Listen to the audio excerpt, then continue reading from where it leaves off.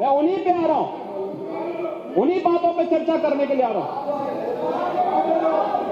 हमारी पार्टी में आप बताइए किस पार्टी का सदस्य है, क्योंकि बहुजन समाज पार्टी से आपकी दोस्ती है इसलिए बहुजन समाज पार्टी का नाम नहीं ले रहे आप। हम भी उन्हीं बातों पे कह रहे हैं। क्या ये सच नहीं कि जिस अतीक अहमद के खिलाफ पीड़ित परिवारों ने मुकदमा दर्ज कराया उसके परिवार के खिलाफ, वो समाजवादी पार्टी के द्वारा पोषित माफिया है और उसकी कमर को तोड़ने का काम हमारी सरकार ने किया है।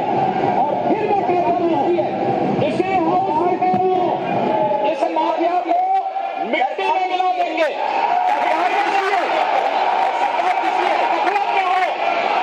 ये माफिया है, इनको मिट्टी में मिलाने का काम करेंगे। अपराधी आप क्या है? अपराधी आप क्या है? ये चीजें नहीं हो सकती। अपराधी आप क्या है? नहीं सुनेंगे इनकी बात। ये तो आप जानते हैं, आपको बहाना चाहिए था। ये तो अध्यक्ष महोदय, ये पेशेवर माफिया और अपराधियों के सरपरस्त हैं और ये लोग लगातार यही करते रहे हैं। इनके रग रग में अपराध भरा हुआ है। अपराध के अलावा इन्होंने कुछ सीखा ही नहीं है। क्या सच नहीं का? पूरा प्रदेश इस बात को जानता है और आज ये लोग अपनी साफ गोई की सफाई देने के लिए यहाँ पर आए हैं। आप अपने स्थान पर चले, मुख्यमंत्री जी अपनी बात कह रहे हैं, आपको भी अवसर मिलेगा, आप अपनी बात कहिएगा। सच नहीं है वो आप जो भी बात आपने कहने आप कहिएगा। अभी मुख्यमंत्री जी बोल रहे हैं, आपने जो बात कहनी है अपनी बात कहिएगा। आपको अवसर मिलेगा, आप अपनी बात कहिएगा। आपको अवसर मिलेगा तो आप अपनी बात कहिएगा। आपको भी अपनी बात कहने का अधिकार है। आप अपनी बात कहिएगा जब आपको अवसर मिलेगा। अभी सुनिए, अगर आपको लगता है कि कोई बात गलत है तो आप अपनी बात कहिएगा। आपको अपनी बात कहने का अधिकार है। कल यह कृत्य किया है, वह माफिया उत्तर प्रदेश के बाहर है और वह माफिया समाजवादी पार्टी के सहयोग से ही बार बार एमएलए और एमपी बना है। क्या यह सच नहीं कि 1996 में इलाहाबाद वेस्ट से वह माफिया समाजवादी पार्टी की सरकार के सहयोग से, इन पार्टी के सहयोग से एमएलए बना था। और यही नहीं, 2004 में भी वो माफिया 2004 में भी वो माफिया इन्हीं लोगों के सहयोग से एमपी बना था। और फिर 2009 में उस माफिया को सांसद बनाने का भी कुख्यात कार्य इन्होंने ही किया था।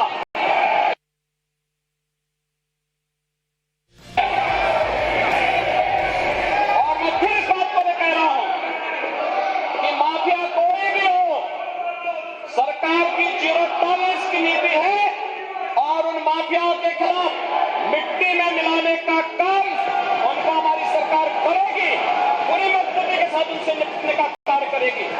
लेकिन चोरी और सीना चोरी दोनों नहीं कर सकता है। अब बात सुनिए, जो बात कह रहे हैं, अगर आप जो बात कही जा रही है उसको सुनिए। आप अपना जवाब दीजिए कि आपने सांसद बनाया था कि नहीं बनाया था, विधायक बनाया था कि नहीं बनाया था। आप तय करिए अपनी बात। जो माननीय मुख्यमंत्री जी कह रहे हैं, आप अपनी बात का जवाब दीजिए। आपको अवसर मिलेगा, आप अपनी बात का जवाब दीजिएगा।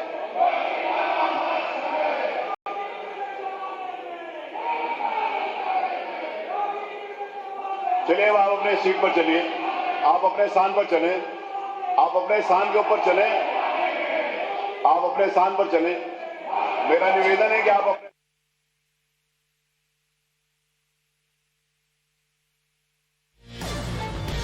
मुख्यमंत्री योगी आदित्यनाथ को यहां पर आप सुन रहे हैं, जवाब दे रहे हैं अखिलेश यादव के उन तमाम आरोपों का जो कल उन्होंने सदन में लगाए थे, निशाने पर सरकार को यहां पर लिया था। और बड़ा हमला सीएम योगी आदित्यनाथ ने यहां पर साधा और कहा कि हम माफियाओं को मिट्टी में मिला देंगे। सरपरस्त रही समाजवादी पार्टी सरकार जब सत्ता पर काबिज थी। ये बड़ी खबर, ये बड़ी तस्वीरें यूपी विधानसभा से हम आपको दिखा रहे हैं। कल भी देखिए पूरा का पूरा सत्र जो है वो लंबा यहां पर चला था, लंबा दिन यहां पर रहा था विधानसभा का। और उसके बाद आज मुख्यमंत्री योगी आदित्यनाथ ने समाजवादी पार्टी पर जमकर निशाना साधा है। ये कहा उन्होंने कि माफियाओं को पाला पोसा जा रहा था जब सपा की सरकार जो है वो थी। और याद होगा आपको, देखिए कल अखिलेश यादव ने अपने भाषण में सरकार पर जमकर निशाना साधा था और जो वादे सरकार की ओर से किए गए थे संकल्प पत्र में, उसको लेकर सवाल जो है वो उनकी ओर से पूछे गए थे। सारी बातों का जवाब जो है वो यहां पर मुख्यमंत्री योगी आदित्यनाथ की ओर से दिया गया है।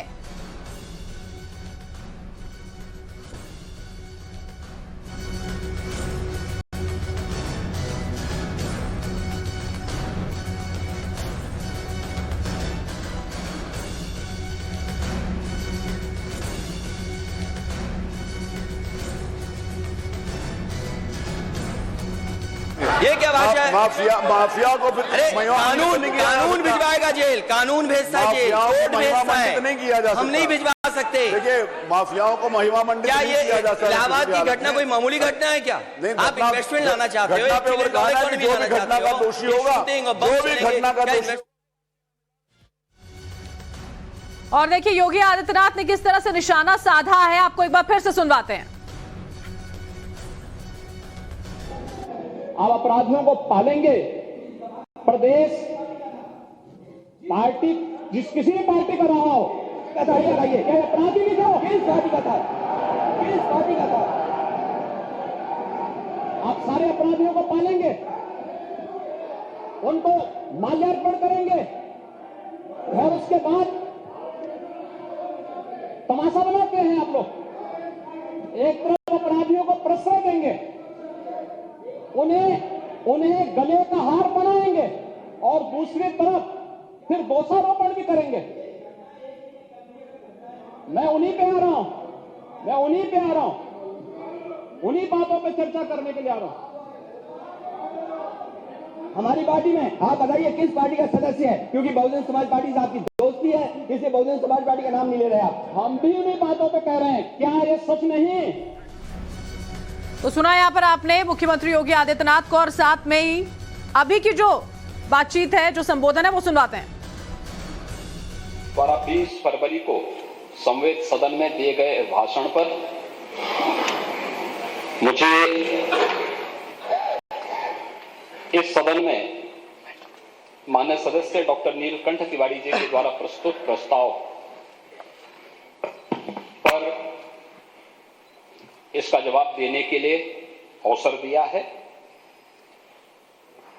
मैं धन्यवाद दूंगा नेता विरोधी दल और सभी माननीय दलीय नेताओं का, और उन सभी माननीय सदस्यों का जिन्होंने इस पूरी चर्चा में भाग लेकर के अपनी बातों को मजबूती के साथ इस सदन के सामने रखा। मैं हमेशा इस बात को मानता रहा हूं कि आप हमारी बातों से सहमत होंगे, नहीं होंगे, लेकिन लोकतांत्रिक तरीके से सदन की कार्रवाई को आगे बढ़ाने की आवश्यकता है, और उन कार्यक्रमों के साथ ही हम संसदीय लोकतंत्र की गरिमा को और उसके गौरव को आगे बढ़ाने का कार्य कर सकते हैं। इससे पहले कि मैं अपनी बात को आगे बढ़ाऊं, मुझे महाकवि दिनकर की कुछ बातें याद आ गई।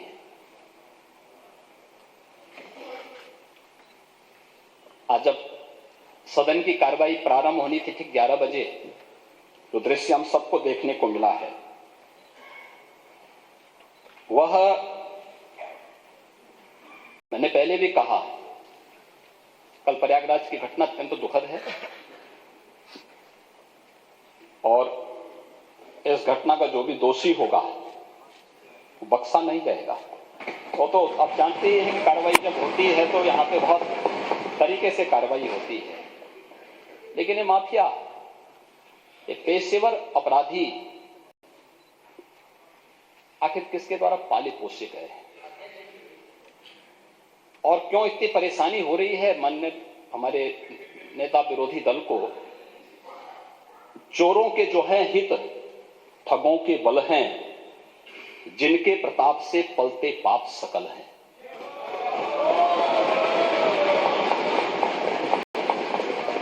जो छल प्रपंच सबको प्रश्रय देते हैं या चाटुकार जन की सेवा लेते हैं, यह पाप उन्हीं का है।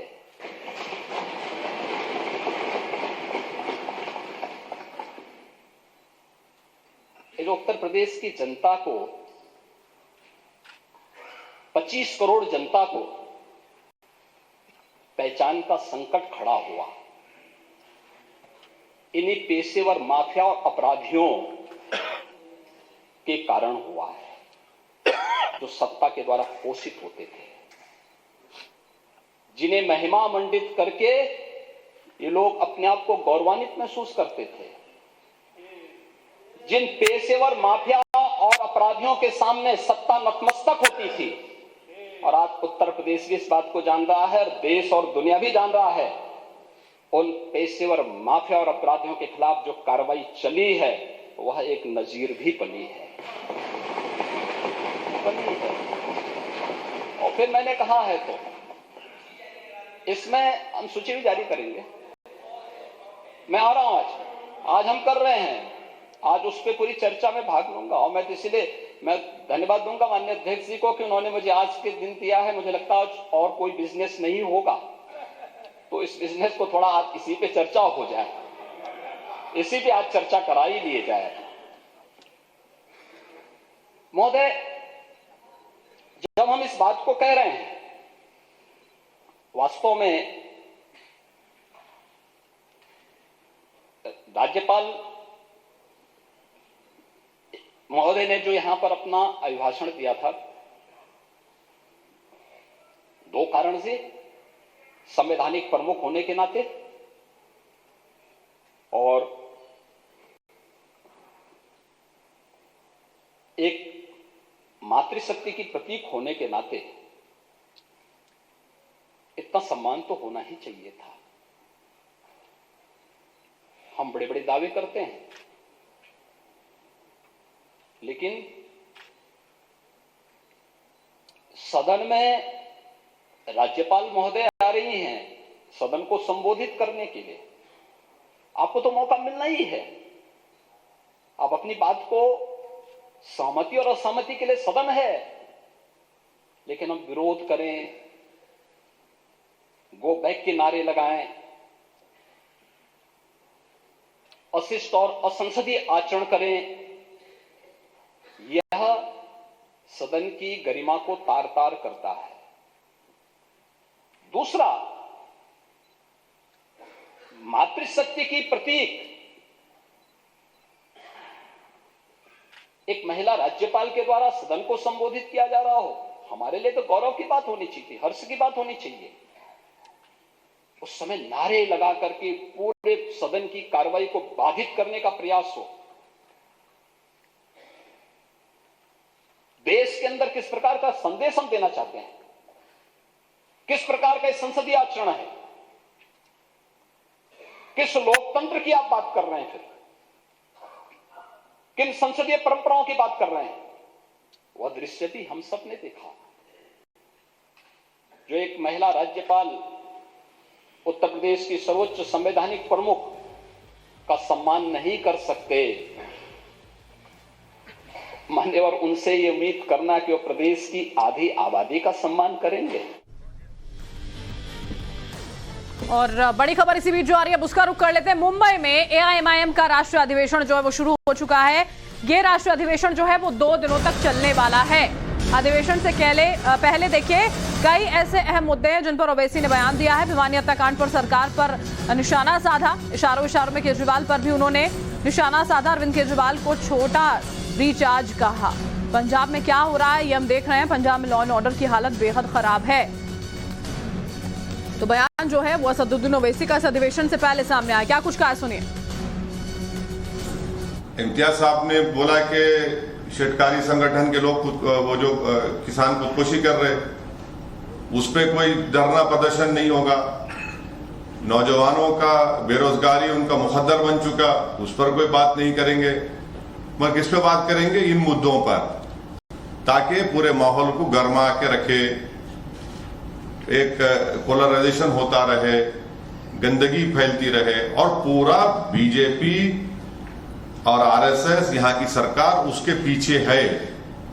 इसीलिए उसमें इस तरह के स्पीचेस किए जाते हैं।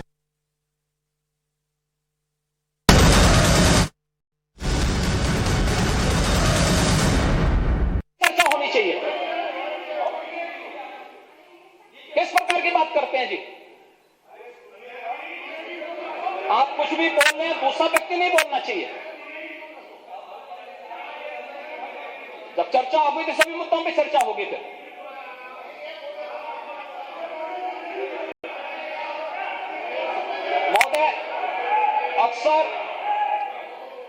महोदय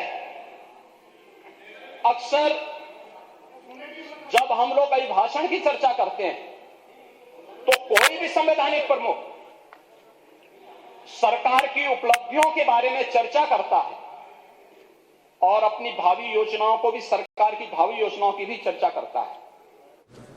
ये केवल उत्तर प्रदेश के अंदर नहीं हो रहा है, पूरे देश के अंदर हो रहा है, पूरे देश के अंदर होता है। ये संसदीय परंपराएं यही हैं और यही नहीं होता है।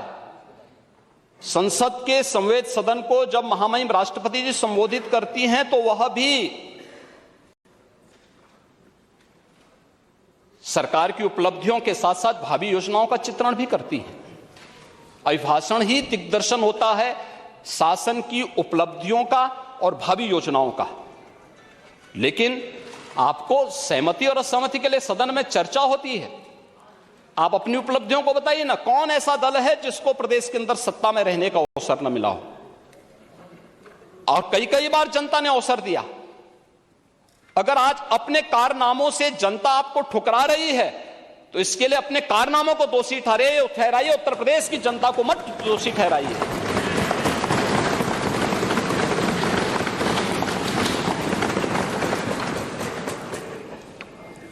और महोदय, मुझे आश्चर्य इस बात को हुआ, आश्चर्य तो मुझे इस